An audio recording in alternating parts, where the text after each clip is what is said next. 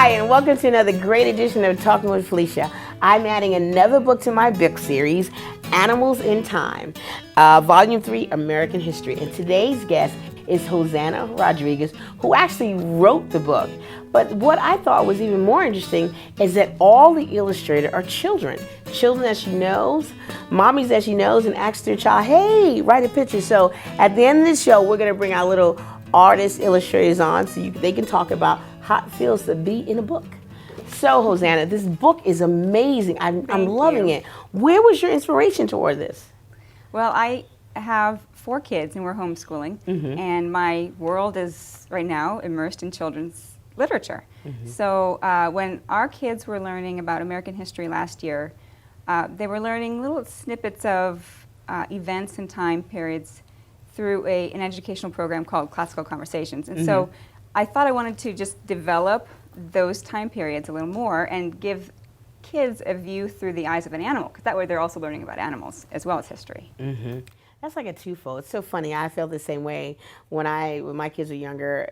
I realized that there wasn't a lot of African American books out there, so I started thinking I need to create my own stories. So I'm where you're at. I'm not here published yet, but I'm where you at. I felt like, oh, I need to write stories that has pictures that my children can recognize. So why did you do history? I mean, I know they were working in history. What made you do history? Did you ever want to write before, or it just was like the opportunity came in your mind and you just went with it? It just came. I wasn't necessarily pursuing a future in writing. I don't have a background in it either. I just saw, like you were saying, you saw a need.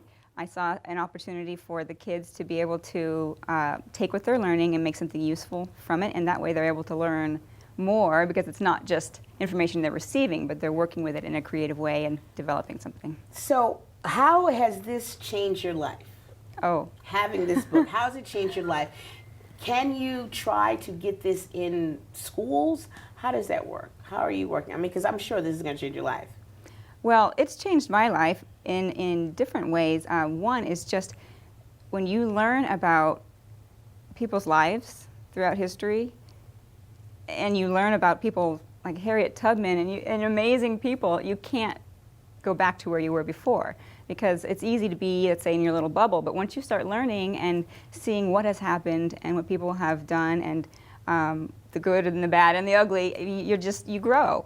So that has helped me learn a lot more and appreciate more in our nation's history.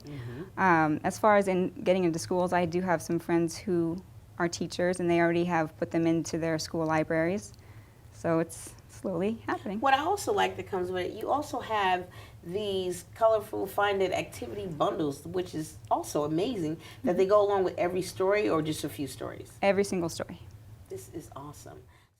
It's funny, when people sit down and write a book, most people write about whatever's on their mind. You wrote about things that's been written about so many times.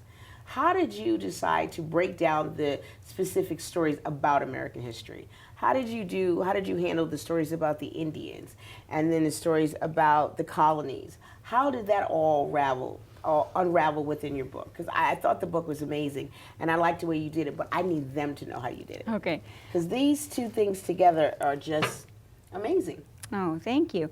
Well, what our kids were, I was pretty much just loosely followed what our kids were studying, and so I looked at those particular times in history, and I thought, well, what would that look like if there was an eagle flying over George Washington as he's on his way to accept his new position as president? Yeah. So you get a whole different view. Could be an aerial view or the view from the ant's perspective.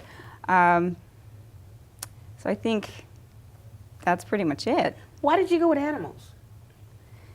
Well, I haven't met a kid who doesn't like animals. It seems like animals never let you and do. Candy and dirt. That's kids. Yeah, they never let you down. From Beatrix Potter to Dr. Animals work. But also I noticed as I continued to write the stories and the topics became more challenging, just as far as heart-wise, slavery and different times in our history, it was kind of nice to have a perspective, not from either side necessarily, just from a whole different viewpoint. And so, yeah, well, I found that most of it came from a different viewpoint. It was like you narrated it through the way the animals saw it as opposed to Right. the way it was, but it still gives you an idea of how history was. Right. For example, with Lewis and Clark expedition, a lot of people know about the Lewis and Clark expedition, but what I have done with the characters Fritz the Frog, he's actually best pals with York. Most people don't know that York was brought along. He was William Clark's slave. Yes, he I was brought gonna say, along. York was actually an African American man that a lot of people don't know about York. Right. The only one on the whole expedition, became extremely valuable on that expedition. Yes. And a lot of people don't know that perspective of it. So through Fritz the Frog and his good friend York, you see it from that perspective, not necessarily from Lewis and Clark's perspective. I know. I saw when I was reading it, a lot of it was from a lot of different perspective, and I can say those are the stories that I was interested in looking at. Obviously, because I'm African American, so I'm going to look at how you took on that battle with those type of stories, and I like the way you did it, the way you brought it from their perspective, but they were still getting the history. Because what a lot of people I don't think they realize is our history, our American history, is vast. But there's a lot of it that is not spoken from the other side, from the African Americans' perspective. And I say that, it's funny, my son was just doing a report on Peter Samuel, who was a part of the Revolutionary War, and it was hard to find stuff, because there's not a lot of stuff out there written, but you really have to dig deep for it. And I know you had to dig deep for something. I know you dig deep. Hours I just spent research. the last week and a half trying to find information, and you have to really dig deep for African American history, and we were a big part of that. But you have to dig so deep to find our stories, and I know you digged. Yes. So how did you get with the kids illustrating it? That I thought was amazing. Well, that was actually my husband's idea. We were considering, when we were first started talking about this book, we looked at how would we logistically do this and the amount of time we were shooting for, and I thought I could just write a little tiny glimpse of, like a little snippet of the history, and then they developed into fuller stories as we went. And then we thought maybe we could have family members draw. And then he said, well, what about if we had kids? And so I was sold. So I just asked my kids. Most of these kids are friends of yours, correct? Most of them I know. A lot of them are local. A lot of them are just homeschool friends.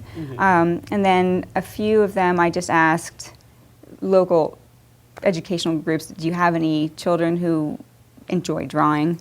And so some of them want to pursue a future in drawing, and some of them just enjoyed the project for itself. It's funny, the drawings were all amazing. These are kids who really know how to draw. Some of them. Let me show you some of the artwork. They really, first of all, I want to say this cover was done by a 17-year-old McKenna, who you'll see her later when we bring it, but this cover is amazing. Yeah, a kid did that. It's amazing. Yeah.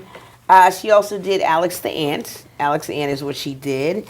And then we also have Debbie the Duckling. It was done by... My son did Debbie the Duckling. Actually, Victoria did Alex the Ant.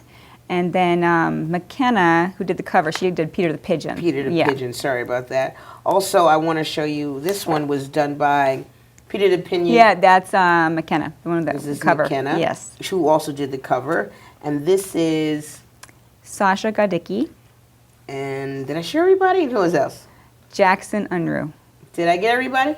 I feel like I missed somebody. But I think you have them. Lydia the Ladybug. This artwork and these stories are absolute amazing. So where do you go from here? Because I know we spoke. This is volume 3. Yes. Where's 1 and 2? 1 and 2 are on their way. We decided to approach it like Star Wars, go in the wrong order. But you know what? Star Wars came out that way, and it was just as good. It was just as good, I must say. It was just as good.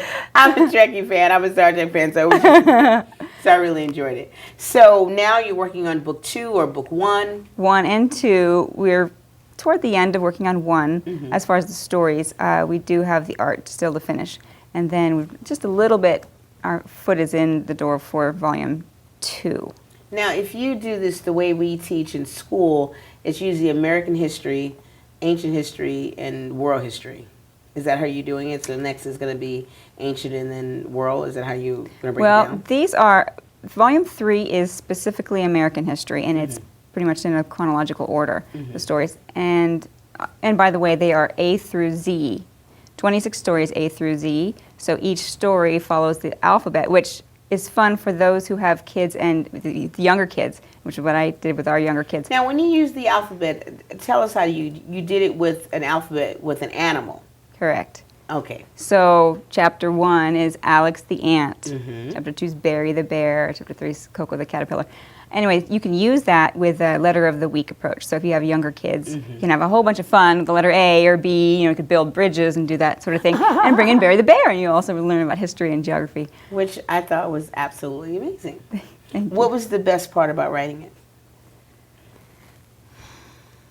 I'd have to say two things. One was just my personal enrichment of just knowing our history more, and then the other part was the collaboration, working with these families and these kids, a lot of whom I've known for years, and some I just got to know more, and that pulling together and working on a project together was so rewarding. So I take it that all of your books are going to be illustrated by children. Yes, the other two, at this point, it looks like we're going to have just our children work on those, because it was a big project to coordinate 26 different artists from different families, and it's not just coordinating with an adult. I have to go through the parent to communicate with the child, and so that it takes on a whole different ramification. Oh, but I know. Because you have so many different people you need to go through. So how does it work with a child? You gave them the story, your story, and then you told them to. How did you explain what you wanted from them? Well, I gave them a story that wasn't even finished. It was in the process of being edited. So it gave the general idea of what the story was about, who the characters were, and then they would go and they would research that type of, let's say the type of wolf or the type of kangaroo. So it gave them a chance to go and learn more about the animal and about the history. For example, there is a picture in there of during Lydia the Ladybug story, and the artist drew the initial picture of the kitchen and a current modern day kitchen. Yes. And so we went back and we talked about how the kitchen should look for that time period, and this is when Lee surrendered to General Ulysses S. Grant. And so at that time, in the 1800s, the kitchen wouldn't have a modern day refrigerator and a stove. So the artist went back and redrew it, had to do a little bit of research. So that's what we did, is we It's a developed nice it as we picture, went. but it still looks a little modern. It's a little modern, but it's got the stove. The stove. It's got the stove. Yeah. It's definitely got the stove. You've seen it before, yeah. I don't think it had all these cupboards. It's a beautiful picture, but the stove is from back then, and everything else is modernized. But it's great. It's, you know what, because it's from their perspective. Exactly. And their perspective is modern. So if they had grown up back there, it would look differently. Right. So for them to actually recreate something, you really have to do research about what the living quarters looked like back then. They weren't just homes, they were living quarters, you know. Right. And that, I think, is just amazing. The whole book. Now, this is what I also want to know, because nowadays, you can do whatever. If you want to be, you know, a singer, you can go on YouTube, you can go on all the social media, singer, acting, whatever. And even for writers, now you can publish your own book. That's right. She is the publisher of this book. Tell us, how does that happen? Because now no one can say, well, I don't know anybody. It's like, no, Right. you can do it all yourself. Right. Well, it's self-published, as you said, and it would require... Which is great. Yeah. It involved my talking with anyone who had experience, anyone who was willing to give a few minutes to share their wealth. One of the first people I sat down with was Shauna Kiefer. She's actually the mother of the artist who did the cover. She's here today. And she is an author herself on bestseller lists. And so she gave me some ideas of where to even begin. I mean, the printer is Ingram Spark. You know, you have to get the printer. You have to look into barcodes. You have to get the ISBN number in order to sell it on it's not Amazon. an easy task. No. Are you currently selling it on Amazon? It's on Amazon, Barnes & Noble. I recommend going to my website. Amazon, Barnes & Nobles, go to our website. It's an amazing book. I want everybody to go out and get this book because it is absolutely amazing.